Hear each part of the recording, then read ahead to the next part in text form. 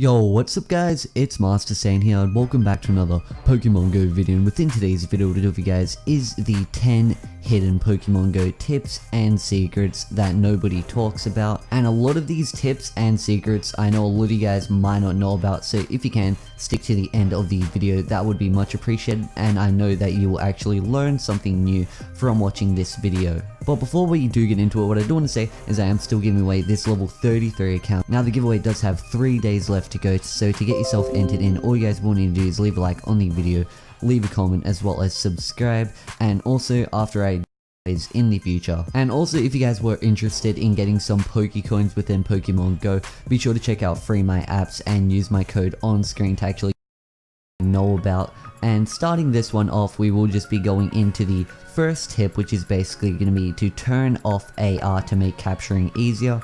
Now I know a lot of you guys do know this tip, but I just wanted to get this one out there. Now capturing Pokemon with AR is really fun, but the thing is when you actually do have AR mode activated, it is a lot harder to actually capture Pokemon, as it'll just move around a lot more and just scatter around, and it's just a lot easier to actually catch Pokemon with AR mode actually off. So if you guys were struggling at catching Pokemon, be sure to turn that AR mode off. Within the next tip, I will be explaining CP and how it actually works. So CP is basically combat power, and it is above each wild Pokemon. Now what a lot of you guys might not actually know about combat power is there is actually an individual dot in the stats screen, and you'll see a little semicircle at the top. In an individual Pokemon's stat screen, you'll see a semicircle at the top. The part that's bold with a dot at the end indicates that Pokemon's current maximum combat point potential, and some Pokemon do have higher maximum combat point potential than others. And that is just a really quick secret tip that can help you with deciding to evolve one of your Pokemon or powering them up. Now a really good tip about egg hatching is it's a really good idea to not hatch 2-kilometer eggs, because those eggs really do have low level Pokemon which are pretty bad. So your best idea is to actually go and try and hatch some 5-kilometer eggs, or if you have a 10-kilometer one, to hatch that. And another secret that a lot of people have found out about hatching eggs, you can actually put your phone at the top of a ceiling fan and turn on your fan, and while it is turned on and running at a slow speed, the egg traveling meter will actually go up while your phone is actually on your ceiling fan, and it is actually a really easy method to actually hatch eggs if you don't want to actually go outside and walk. Now a really quick tip to actually gain a lot of XP. If I were a toy, even just for a day, I'd be soaring like a rocket.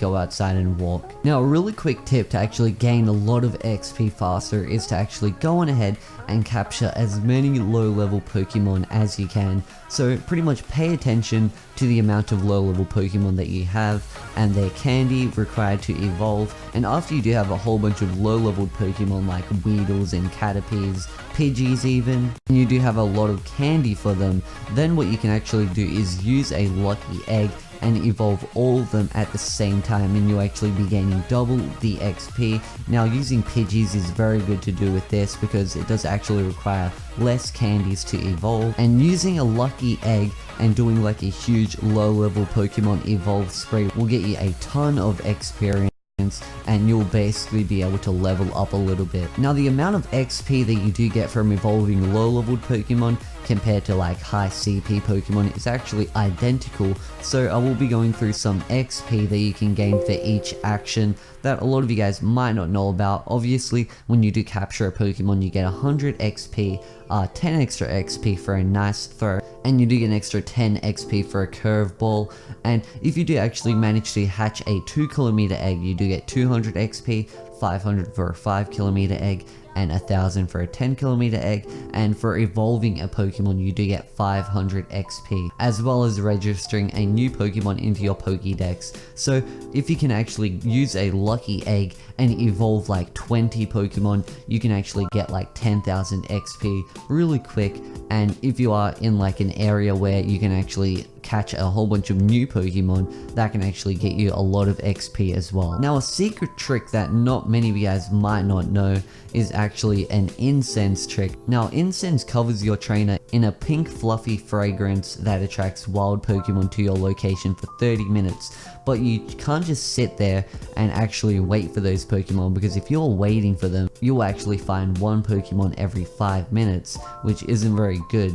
But if you actually do take a walk and you do have your incense ready, you can actually find one Pokemon every 200 meters. So it is probably a good idea to activate your incense and then go on ahead and have a run and catch some Pokemon, rather than sitting at home and waiting every 5 minutes with an incense, as it is just a lot more effective to travel 200 meters rather than waiting every 5 minutes, because incense only does last 30 minutes. Another tip that not a lot of you guys might not know about is actually location does matter a lot in Pokemon Go. If you want to catch a whole bunch of Magikarps to actually evolve them, or maybe you want to catch a Squirtle or two to try evolve your Squirtle into a Blastoise, then it's probably a good idea to head over to a river, lake, or reservoir, because the chance of actually obtaining water Pokemon right there is a lot higher rather than being in your home. So it is a lot better an idea to actually travel to a river, lake, or reservoir if you are looking to catch some water Pokemon. And if you are trying to catch plant type Pokemon, another good thing is to actually go to the woods, and in the woods you actually find a lot more plant type Pokemon. Another secret tip is you can actually choose your evolution. So if you would like a Flareon, just go on ahead and rename your EV to Pyro. If you want a Jolteon, rename it to Sparky. And if you want a Vaporeon, then you would just have to rename it to Rainer. And what you would need to be renaming is, of course, the Eevee, and then going on ahead and evolving it, and basically you will get that evolution.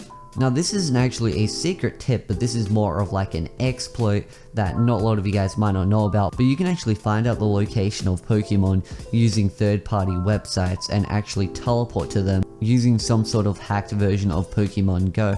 Now, I have tried out this version myself, and it does really work. You can actually teleport to Pokemon. If you know the location of a Dragonite, you can basically teleport to it. But the thing is, Niantic are going to be putting in bans for people that do use these hacks, so it probably isn't a very smart idea to use the hack. Now, this is a really good gym battle tip. So if you've actually found a gym and you can destroy it and capture it as your own, a really smart idea to capturing it is putting in one of your lowest CP Pokemon. Now, after you have captured the gym and put it in your lowest CP Pokemon, someone who is a low level can actually capture it. Now, this is really good for them because they can capture the gym, but it is actually really good for you because you can capture the gym more easily off them if they are a low level. Sometimes this trick doesn't work because not everyone has really low leveled Pokemon. Then someone with like a 1k CP Vaporeon is going to come in and capture that gym, while your highest Pokemon is only at like 500 CP. And I know a lot of you guys might know this trick, but a really good trick to capturing Pikachu is to actually walk away